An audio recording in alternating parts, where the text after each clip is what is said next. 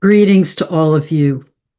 In this video, I want to talk about the upcoming total lunar eclipse on September 7th. We're moving now into the time of the eclipses. We'll have this total lunar eclipse on September 7th, and then on September 21st, at the time of the new moon, we will have a partial solar eclipse. Remember that eclipses occur when the sun and moon align closely with the lunar nodes. So the lunar nodes are guiding us into an awareness of what karmically are we dealing with at this time? What are the energies that we're working? So I see eclipses as wake-up calls. They're messages guiding us to look at what we're meant to be aware of in this time. What themes are we meant to be working? And I think, as I talked about in my video with Jocelyn Starfeather, it's important as we work with these energies to realize they are messages to us from the cosmos. Everything is conscious, and everything is a part of cosmic consciousness. So when we're attuning to the energies of these eclipses or the energies of the stars and planets, we are attuning to the messages coming to us from the cosmos that I think in a profound way are guiding us as humanity through this critical time of change into new ways of being, not only into the Aquarian age, but into the possibility of an evolutionary leap into higher consciousness, into fifth dimensional reality. So this lunar cycle with this full moon that is a total lunar eclipse is supporting us in paying attention to what we need to be aware of to be in this time of transformation. I also plan to do sometime this week a video on AI Atlas, this amazing, powerful comet that's come into our solar system, is aligned with our ecliptic and will be present with us across the next several months. This is also a powerful messenger to us from the cosmos. And I've been exploring some of what its meaning may be for us, and I'll talk about that in my next video. But let's focus now on the meaning of this total lunar eclipse and look at the chart, and then look even more deeply at where the sun and moon and planets are in the sky at the time of this eclipse. As you can see, this full moon occurs with the sun at 15 degrees of Virgo, the moon at 15 degrees of Pisces. And you can see that they're close to the lunar nodes, which is why when they're in a close conjunction to the lunar nodes, then you have a total lunar eclipse. And the energy of the lunar nodes now are South Node in Virgo, North Node in Pisces. And in a profound way, I think these lunar nodes are guiding us to be aware of what we need to heal to move North Node into more spiritual awareness, Pisces, into higher consciousness, into that remembrance of our being part of the oneness of all that is. And I also see the lunar nodes as guiding us to take in the gifts and wisdom of the age of Pisces to support us as we're moving into the age of Aquarius. It's also important to note that as of September 1st, Saturn has moved back into Pisces from Aries. It's retrograde. Neptune is also retrograde. They both will be moving back into Pisces. Uranus is retrograde. It will be moving back into Taurus. And then all three will be fully in their new signs, Aries and Gemini, by April of 2026. But they are now moving back and forth as they go retrograde. And I think it's significant that Saturn moving back into Pisces is also guiding us to reclaim that wisdom of the Pisces that we need to integrate to move into the new forms and new ways of being that Saturn and Neptune in the early degrees of Aries are guiding us into. One of the significant configurations in this, at the time of this full moon, is that the moon is part of a yod. It's quincunxing Mars and quincunxing Venus. It's interesting that Mars is in the sign of Libra, which is actually a sign ruled by Venus, and Venus is in the sign of Leo. Remember, in a yod, the key is to integrate the energies of the base of that yod, the two that are sextiling each other, that know how to collaborate and communicate with each other to channel that energy into the focal planet, in this case, this full moon at the time of the eclipse. So I see this as the importance of our integrating those energies of the sacred masculine and the sacred feminine to be moving into this deeper spiritual understanding that we're being called into. And that Mars and Libra is, how do we reclaim that sacred masculine energy that is about balance, Libra, living in harmony, Libra, to be healing and clearing the out of balanced manifestations of the age of Aries that we've been caught in these past 4,000 years, that are about power over, competition, conflict, those energies of the patriarchal period that are out of balance energies of the masculine.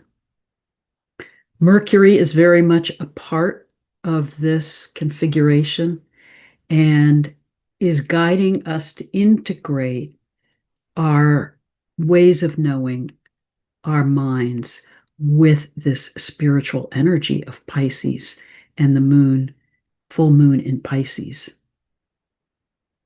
It's also significant that there is a grand trine at the time of this full moon, with the moon trining Jupiter and Jupiter trining Black Moon Lilith and Juno. Again, I think this is about how do we reclaim the energies of the sacred feminine, symbolized by Black Moon Lilith, by Juno, one of the asteroid goddesses, and Jupiter. How do we have faith in this shift that we're in and hold ourselves and each other with compassion in the sign of Cancer to be moving into this unity consciousness, this remembrance of our oneness with all that is? And now when we look at the chart with some of the other Kuiper Belt objects and dwarf planets, we remember that Nessus is still conjunct the North Node. And remember, Nessus is that healing centaur, signifying the importance of healing our ancestral lineage wounds. And as Melanie Reinhardt would say, its meaning is the buck stops here. How do we take responsibility for healing what we need to heal, healing these trauma patterns from the past so that we can move into higher consciousness and come back into that spiritual understanding of Pisces, which is about unconditional love. Remember that Neptune, the ruler of Pisces, is the higher octave of Venus.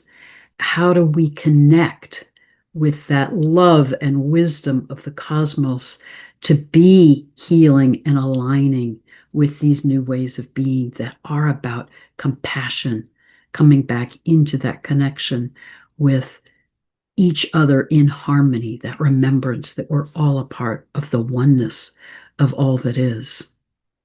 The other really significant aspect at the time of this total lunar eclipse is the way in which the sun and moon are squaring the asteroid Psyche here at 17 degrees of Gemini. Let me talk a little bit about this asteroid Psyche coming from the Greek myth of Psyche and Eros. Without going into all the detail, this is a long, complicated, highly symbolic story and myth. But the meaning of this story is about Psyche and her quest for love and her longing to be in a true loving relationship. The story, in a nutshell, is that Psyche, the youngest daughter of the king, is absolutely beautiful, and people begin to flock to her, honor her because of her beauty, and they begin to neglect Aphrodite, the goddess of love and beauty, because Psyche is just so amazingly beautiful and looks like a goddess. However, the painful experience for Psyche is she does not want to be idealized or adored or viewed as a goddess. She longs for true love, but no mortal man is able to meet her in that deeper relationship and relationship of true mutuality, true love. So she watches her sisters get married. She ends up feeling very alone. Meanwhile, Aphrodite has gotten extremely jealous of the fact that everyone is looking to Psyche and rather than honoring her. So she sends her son Eros, Eros meaning passionate love. She sends Eros to pierce her with an arrow that would cause her to fall in love with a monster so that Aphrodite can be free of this distraction. Eros comes to Psyche and goes to pierce her with his arrow and instead pierces himself and falls in love with Psyche and sees her beauty, sees her innocence, is unwilling to destine her to this fate of having to spend the rest of her life with some monster. He hides his love for Psyche from his mother. There are more layers to the story, but it ends up that Eros takes Psyche to this mountain site where she lives in luxury, and he comes to her at night and makes love to her with the understanding that she is never allowed to look at his face. She feels finally that she's found true love, someone who really cares about her. At some point, she decides she wants to go visit her sisters again. So she asks her lover if she can go and visit her sisters, and he supports her in doing that. When she's with her sisters, they're in amazement at her life and her luxury, but they sow the seeds of doubt in her mind and tell her she really needs to look at who this is that she's in relationship with. So one night, Psyche sneaks in with an oil lamp and looks at the face of her lover and realizes it is Eros, the god of love. He awakens and is incredibly distraught that she has broken their agreement, her promise, and he flees.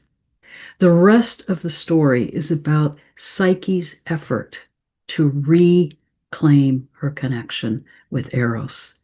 And to do that, she ends up being given these tasks by Aphrodite, who's setting them up to be impossible tasks, again, to keep Psyche from her relationship with Eros.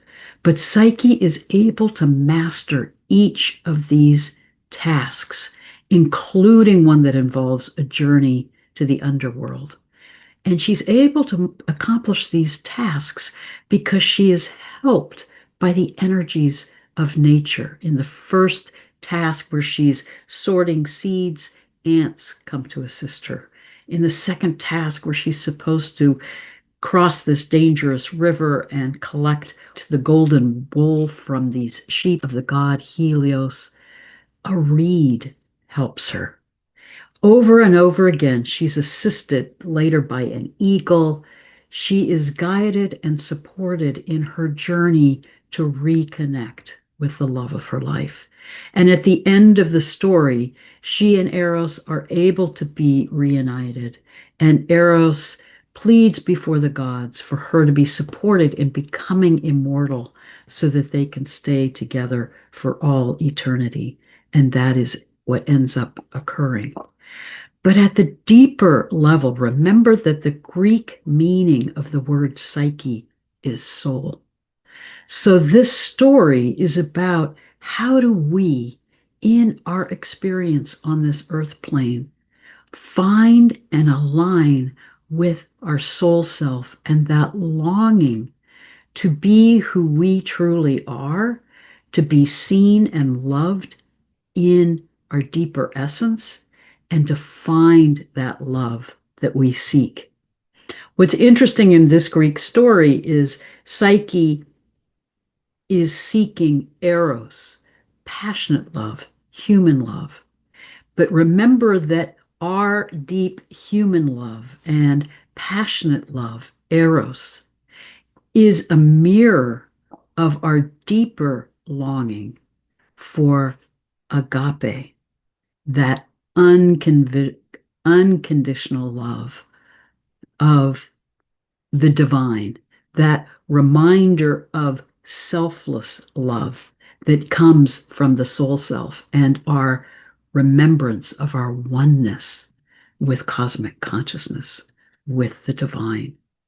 So I think it's powerful at the time of this total lunar eclipse that the sun and moon are squaring Psyche and are guiding us to remember that we are here on the earth plane to go through challenges and tests, to be honing and deepening our alignment with our soul self, to remember who we truly are, why we're here, to not only find that way to live in love, in relationship with each other, but ultimately to find that connection with cosmic consciousness, divine love, Neptune, that selfless, unconditional love of the cosmos that we can claim within our hearts to hold ourselves with love and compassion, and then truly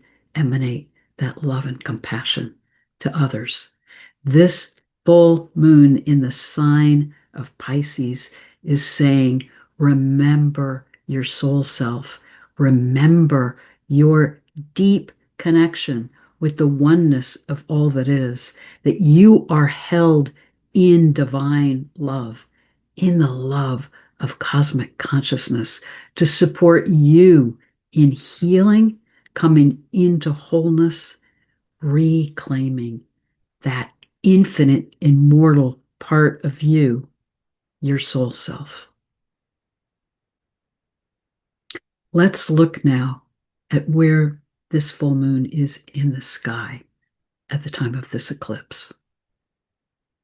While the moon in the tropical zodiac chart is in the sign of Pisces, in the sky, this full moon total lunar eclipse is in the stars of Aquarius. This is the constellation guiding us into the age of Aquarius.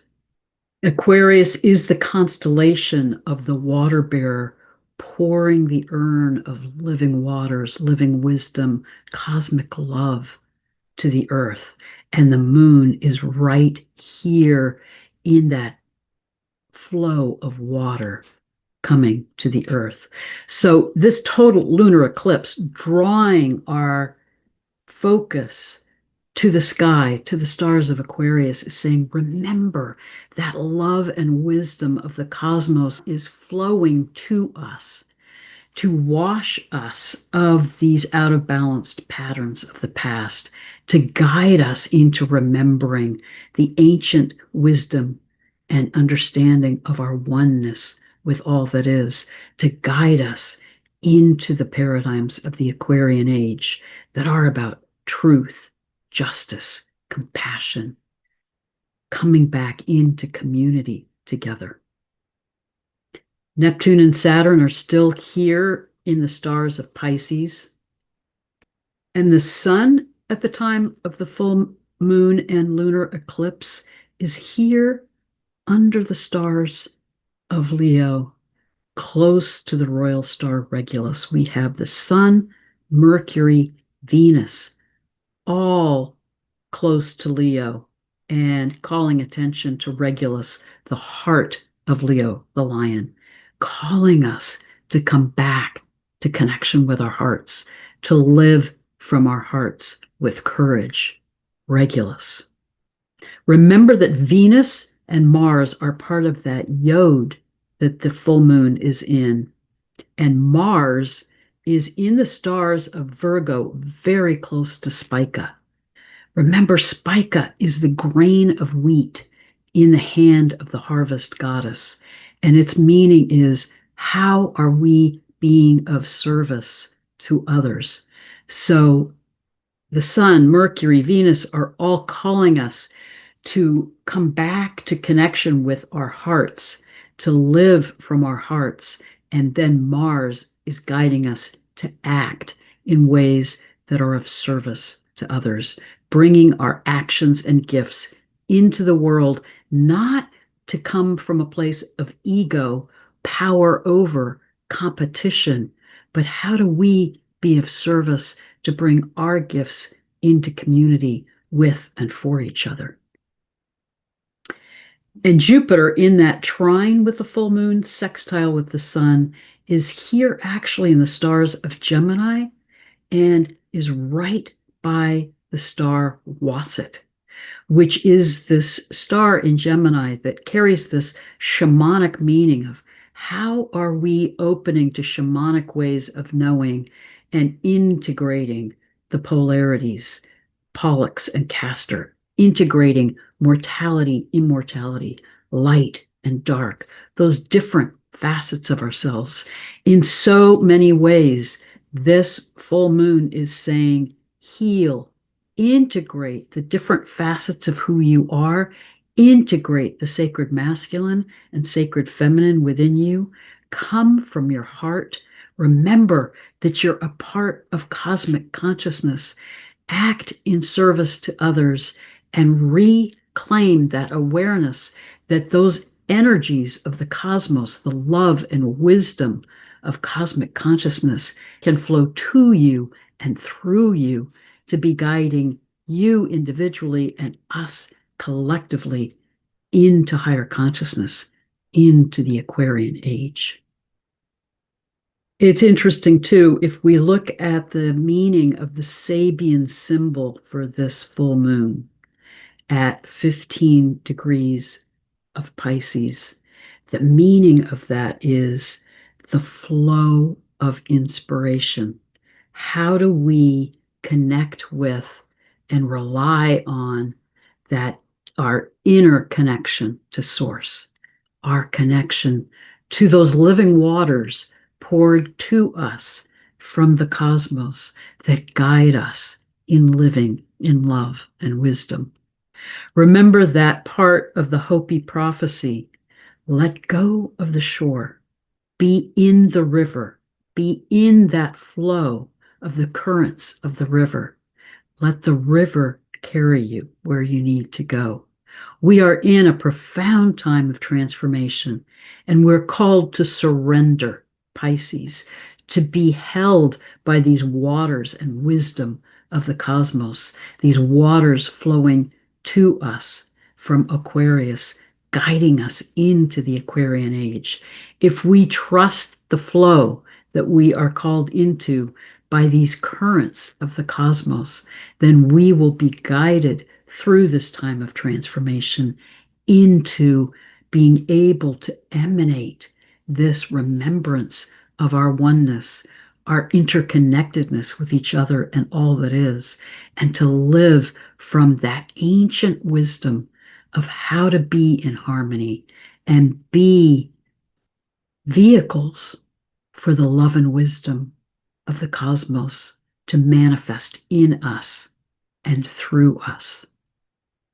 This is the meaning of this total lunar eclipse that will now be guiding us through the end of this lunar cycle to the new moon on September 21st, the partial solar eclipse that will be at 29 degrees of Virgo and will occur the day before the equinox, the autumn equinox here in the northern hemisphere, the spring equinox in the southern hemisphere.